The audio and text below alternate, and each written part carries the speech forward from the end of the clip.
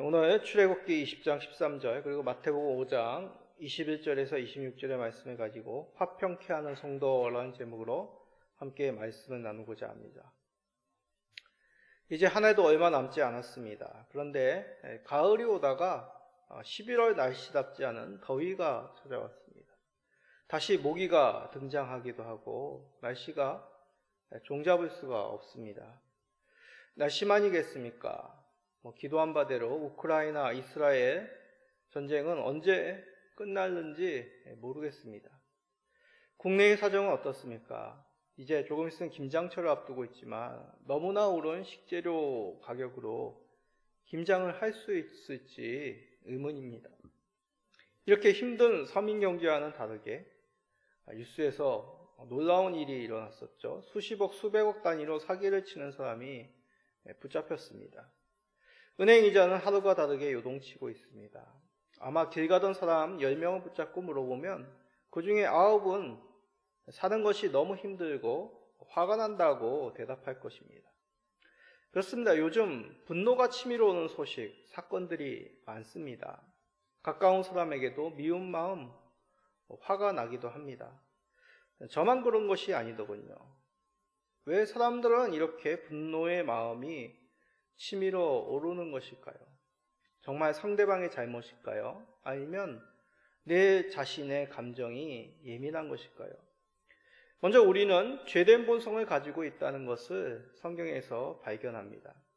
에덴에서 추방된 인간이 행한 최초의 범죄, 잘 아시죠? 형 가인이 동생 아벨을 죽인 사건입니다.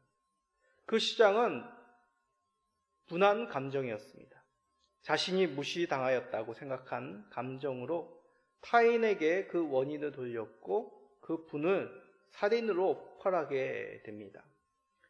그러기에 왜 하나님께서 살인에 대해서 6계명으로 경고하시고 금지의 명령을 두셨는지를 우리는 주의 깊게 살피게 됩니다. 살인의 범죄는 우리 가까이에 있으며 누구나가 범하기 쉬운 죄라는 뜻이죠. 아니, 제가 살인에 쉽게 노출되어 있다고요? 아마도 성도님들은 이 사실에 동의하시지 않을 것입니다. 그러나 성경에서 말하는 살인하지 말라는 말씀은 사회법상 이상의 의미를 우리들에게 들려주고 있는 것입니다.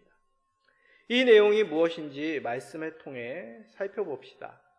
그리하여 하나님께서 살인하지 말라는 그 말씀을 통해 우리에게 어떤 삶을 원하시는지를 살펴보아 하나님 뜻에 합당한 삶을 사시는 모든 성도님 되시기를 간절히 기도합니다. 자, 먼저 오늘 읽은 6계명을 다시 한번 읽어봅시다. 출애굽기 20장 13절입니다. 살인하지 말라. 참 간결하죠. 그러기에 이 말씀을 단순히 타인의 생명을 해하지 말라라는 뜻으로 많이들 이해하십니다. 그러나 이 가운데 여러 의미가 담겨 있습니다. 먼저 생명은 하나님께 있음을 말씀합니다. 하나님께서는 자기 형상대로 사람을 창조하셨습니다. 아무리 태양의 에너지가 광대하고 바다가 깊으며 지구에 있는 생물들이 다양한 모습으로 우리에게 없는 능력을 뽐낼지라도 하나님의 형상대로 창조함을 받은 존재는 오직 우리 사람뿐입니다. 그래야 하나님께서는 특별히 사람에게 복을 주시고 하나님의 대리자로서 모든 생명을 다스릴 것을 명하시고 권세 또한 주셨습니다. 그런데 그 권리와 복만 주신 것이 아니라 명령도 하나 주셨습니다. 바로 번성하여 땅에 충만하라라는 명령이죠. 자, 그 명령의 내용 창세기 1장 28절입니다.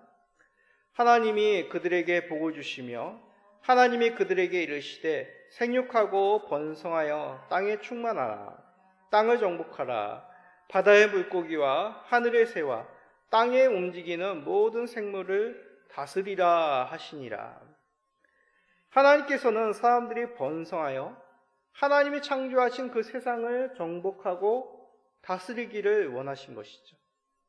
다시 말해 하나님의 창조하신 이 세상 속에 하나님의 영광을 나타낼, 하나님께서 세상을 창조하고 다스림에 동참할 하나님의 형상으로 우리를 부르셨다는 것입니다. 그런데 이들의 생명을 해한다는 것, 그 하나님의 형상을 무너뜨린다는 것, 이것은 이런 하나님의 뜻에 정면으로 반박하는 것입니다. 오직 사람들의 생명을 거두시는 분은 하나님이시죠. 하나님의 뜻 가운데서 인간의 생명은 거둬져야 되는 것입니다. 자, 구약의 말씀을 한번 생각해 보십시오. 아담과 하와가 에덴 동산에서 죄를 범하여 하나님께 징계받음으로 다시 흙으로 돌아가는 그러한 심판을 받았습니다. 노아 시대 전 땅에 죄가 가득하였을 때도 하나님께서 물로 심판하여 노아와 그 가족 외의 인생들을 모두 생명을 거두셨습니다. 구약의 율법 속에서는 어떻습니까? 하나님이 정하시는 법대로 죽음이라는 엄한 심판을 내리는 그 죄를 말씀하셨죠. 이렇듯 인생의 생명을 거두시는 분은 하나님이십니다. 하나님의 뜻 가운데 자연 법칙 또는 정하신 그 율례대로 내려지는 심판이 바로 죽음이었던 것이죠. 결코 사람이 자신의 임의대로 여러 이유로 행해서는 안 되는 것입니다. 그러나 이 뜻을 사회법상에서의 사형제도나 국가 간 정당한 방위와 같은 측면에서의 자기 방어적 저항을 금하는 것으로는 이해하기가 어렵습니다. 어디까지나 하나님 나라의 백성다운 생명에 대한 이해를 말씀하시는 것이죠. 이런 사회적인 여러 이슈에 대한 기독교인의 바탕을 삼고 있습니다. 지금도 일어나고 있는 전쟁, 사회적인 문제들, 예를 든다면 낙태나 생명복제나 또 안락사, 어찌 보면 참 복잡하고 아주 다양한 문제들입니다. 다양한 문제지만 우리는 세상에서 일어나는 일들에 대해서 가장 중심에 두어야 될 가치관을 발견하게 되는 것이죠. 하나님께서 생명의 창조자시며 주관자라는 사실입니다. 생명에 대한 존중은 다른 종교나 다른 철학과는 전혀 다른 관점인 것이죠. 인간이 가지고 있는 존엄, 생명에 대한 이해 이상입니다. 하나님께서 모든 생명의 주관자이심을 잊지 말아야 된다는 것이죠. 이렇게 이해하면 살인은 곧 무엇입니까? 하나님에 대한 경외감이 없는 자들이 행하는 죄임을 알 수 있습니다. 하나님께서 살아계시며 인간의 생사화복을 주관하시고 오히려 심판하실 분이심을 믿는다면 그 하나님의 형상, 하나님의 명령을 받은 사람을, 생명을 해할 수 없는 것이죠. 우리들의 생각, 사회적인 풍습이 아닌 하나님께서 생명의 주관자이심을 기억하시며 이것을 바탕으로 세상을 바라보시며 살아가시는 모든 성도님 되시기를 간절히 부탁드립니다. 자, 그러면 이 6계명은 살인 금지에 대해서만 말씀하는 것일까요? 이에 대해서 하이델베르그 교리문답 106문은 우리에게 좋은 답을 제시하고 있습니다. 자, 106문의 질문을 읽어봅시다. 그런데 이 계명은 살인에 대해서만 이야기합니까? 질문이 우리가 가졌던 질문과 동일합니다. 자, 답은 이렇습니다. 자, 답도 같이 한번 읽어봅시다. 아닙니다. 하나님께서는 살인을 금함으로써 살인의 뿌리가 되는 시기, 증오, 분노, 복수심 등을 미워하시며 이 모든 것들을 살인으로 여기신다고 가르치십니다. 자, 이러한 대답은 살인하지 말라, 그 명령은 단순히 살인 금지 명령보다도 더 깊은 내용, 바로 미움과 증오에 대한 말씀임을 깨닫습니다. 살인과 미움, 전혀 다른 차원의 얘기 같습니다. 어떻게 살인하지 말라는 명령과 마음에 대해, 그 마음속에 품었던 미움에 대해서 연관지어 말씀하시는 걸까요? 이에 대해서 우리 예수님께서도 말씀하셨습니다. 예수님이 하신 말씀을 통해 과연 미움이 살인의 근원이 될 수 있는지를 한번 생각해 봅시다. 자, 마태복음 5장 22절입니다. 나는 너희에게 이르노니 형제에게 노하는 자마다 심판을 받게 되고 형제를 대하여 나가라 하는 자는 공회에 잡혀가게 되고 미련한 놈이라 하는 자는 지옥불에 들어가게 되리라. 자, 이 말씀은 어떤 말씀이죠? 예수님께서 산상수훈 가운데 하신 말씀입니다. 산상수훈이 뭡니까? 하늘나라의 백성의 법입니다.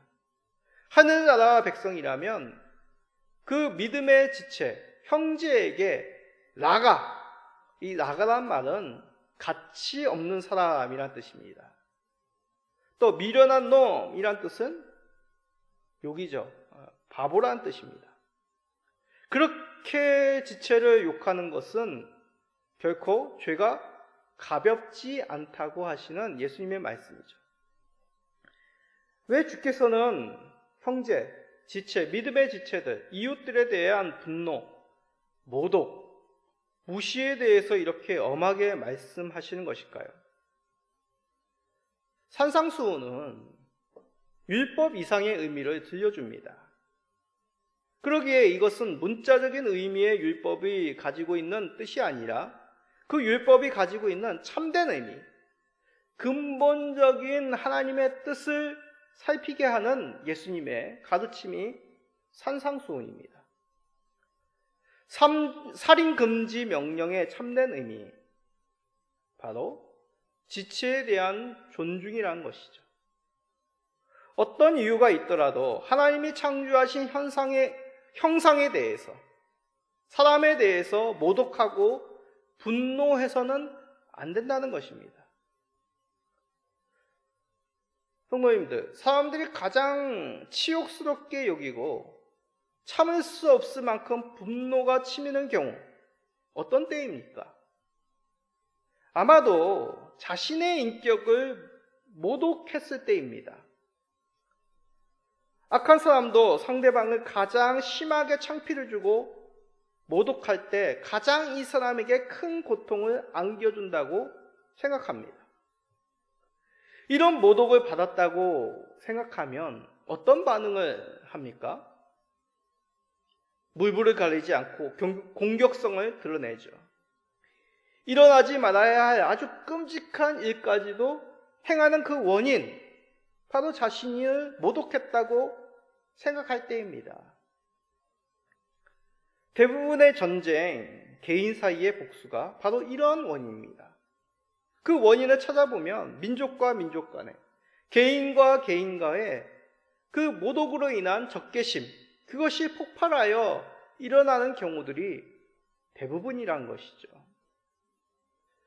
그러기에 6계명 속에서 우리는 단지 살인 금지만이 아니라 형제에 대해, 지체에 대해, 믿음의 이웃에 대한 존중과 배려의 정신을 찾게 됩니다. 우리 예수님을 생각해 보십시오. 우리 예수님께서는 사람들이 비난하며 부정하다 여겼던 창녀나 세리나 이방인들을 결코 무시하시지 않으셨습니다. 아닌데요. 예수님께서 수로보니게 여인이라고 하는 이방 여인의 간청에 대해서 어떻게 대답하신지 모르십니까? 예수님이 어떻게 대답하셨습니까? 자녀에게 줄 떡을 개에게 줄 수 없다라고 말씀하셨습니다. 그러나 이러한 말씀은 이 여인을 무시하시는 말씀이 아니죠. 예수님의 뜻을 먼저 생각해야 됩니다. 예수님의 이러한 말씀은 바로 이 여인이 이방 여인에도 불구하고 사람들의 조롱과 분노 속에서도 불구하고 예수님께 간절히 나왔던 그 믿음을 나타내시기 위하여, 믿음을 증거하시기 위하여 이 여인을 시험하심입니다. 이 여인이 무엇이라고 대답합니까? 예수님께 올소이다마는 개들도 그 자녀들이 먹다가 흘린 부스러기를 먹습니다. 자신을 개라고 지칭합니다. 그러나 예수님이 어떠한 분이신지 알기에, 믿기에, 자신의 딸을 낫게 하실 구원자라고 믿기에 저에게 부스러기와 같은 은혜를 주실지라도 그 은혜만으로 충분합니다. 나을 수 있습니다. 그 믿음을 나타내시기 위하여 예수님께서는 일부러 이 여인의 믿음을 시험하신 것이죠. 그래요, 다른 유대인들보다도 이 여인의 믿음을 더 빛나게 하셨습니다. 예수님은 이렇듯 무시하시는 분이 아니십니다. 오히려 연약한 자들을 살피시고 세상에서 소외받는 우리들을 섬기러 오셨음을 우리는 기억해야 됩니다. 이렇듯 예수님께서 구원자로 우리를 위해 낮아지시고 섬기셨다면, 그 사랑을 받았다면, 그러한 은혜를 우리가 구원을 받았다면 우리는 지체에 대해서 어떻게 행하는 것이 옳다고 생각하십니까? 우리는 상대방보다 내가 더 나이가 있다고, 경험이 많다고, 가지고 배운 것이 많다고, 더 잘한다고, 힘이 더 강하다고, 지위가 높다고 하여 무시하는 마음은 혹시 품고 있지는 않습니까? 대놓고 하지 않더라도 은근히 얕잡아 보며 모멸감을 주는 말투를 사용하신다면 우리는 주께 용서를 구해야 됩니다. 상대방에게도 마찬가지죠. 이 말씀은 바로 저 자신에게 하는 말이기도 합니다. 남자라고 나이가 몇 더 많다 하여, 목사라고 하여 아내를, 자녀를 종종 무시하는 말을 은근히 사용하는 저입니다. 그러면서 상대방이 기분 나빠하면 장난이라며 농담이라며 피해가는 그런 비겁함도 가지고 있습니다. 저의 이런 못남을 용서하시고 다시는 그런 얕고 비겁한 말과 행동을 하지 않는 저 자신이 되겠습니다. 하나님의 독생자이신 예수님께서 우리를 위해 어떻게 낮아지시고 우리를 섬기셨는지를 우리는 잊지 말아야 되는 것이죠.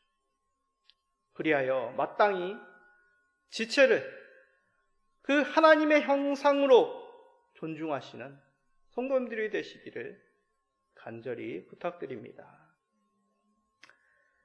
자, 그런데 이 6계명은 더 적극적인 의미를 우리들에게 가르쳐주고 있습니다. 바로 화목입니다. 따라해 볼까요? 화목. 자, 로마서 12장 18절을 읽어봅시다. 할 수 있거든 너희로서는 모든 사람과 더불어 화목하라. 자, 이 말씀은 바울을 통해서 하신 말씀이죠. 할 수 있거든 모든 사람과 더불어 화평해라. 평화를 가져라. 이 모든 사람에게는 원수들도 포함되어 있습니다. 친히 원수를 갚지 말고 하나님께 모든 것을 맡기라 하시면서 그 원수에게까지 선한 일을 주저하지 말라라고 하신 말씀입니다. 참, 이 말씀 말이 쉽지 가능하십니까? 나와 가족, 사랑하는 사람에게 해를 준 원수에게 어찌 선한 일로 그들을 섬길 수가 있습니까? 아니, 예수님이시니까. 자신의 십자가에 못 박은 자들을 위해 대신 속죄의 기도를 올리실 수 있으셨죠. 근데 저는 할 수 없을 것 같습니다.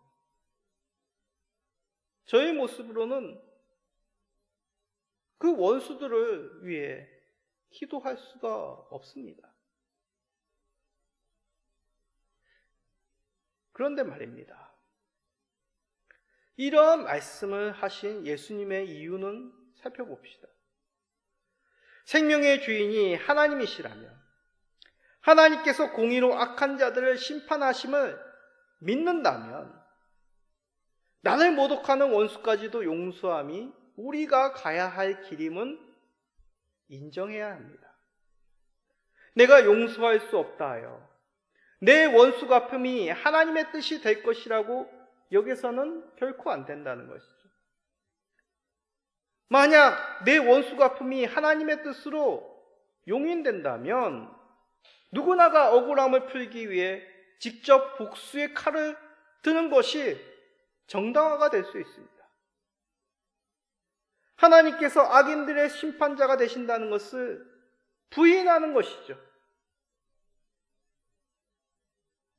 그것이 아니라 하나님께 심판을 맡긴다고 하여도 그래도 현실에서 막상 나에게 이런 원수가 있다면 선처하는 것이 옳은 일일까요? 아직 받아들일 수 없는 분들이 많으실 것입니다. 그렇다면 역사 속에서 원수에게 선처가 아닌 복수의 칼날을 들었던 사건들을 생각해 보십시오. 대표적인 전쟁이 십자군 전쟁과 종교개혁 후 구교와 신교와의 전쟁이 있었던 그 30년 전쟁의 사건들을 기억해 보십시오. 이 전쟁들은 처음에는 나름대로 신앙적인 면분으로 시작되었습니다. 그러나 가면 갈수록 탐욕과 복수의 전쟁이 되었습니다. 정의를 부르짖었지만, 하나님을 부르짖었지만 이것은 정의를 가장한, 하나님의 신앙을 가장한 자기만족이요 분노를 푸는 희열에 불과하였습니다. 인류 역사 가운데 얼마나 추잡하고 부끄러운 사건인지 모르겠습니다. 지금의 우크라이나, 팔레스타인 전쟁을 보아도 분노와 미움, 그 복수의 끝은 어딘지 도대체 분간할 수가 없습니다. 정당한 정의라 각자는 외치고 있지만 이는 공허한 외침에 불과하죠. 이것은 사회적 통념, 법적인 질서 체계를 무시하자는 말이 아닙니다. 우리는 하나님의 백성으로 하나님보다 앞서서 정의를 말할 수 없다는 것을 우리는 인정해야 된다는 것입니다.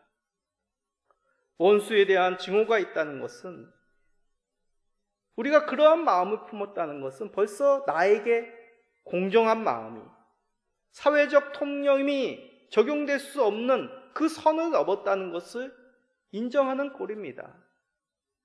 공정을 넘어 원수에 대한 사심이 있음을 우리는 시인할 수밖에 없는 것이죠.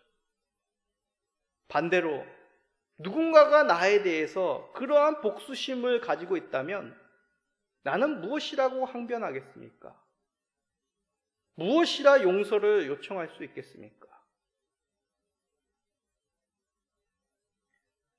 남에게는 안 되고 나에게는 적용할 수 있다?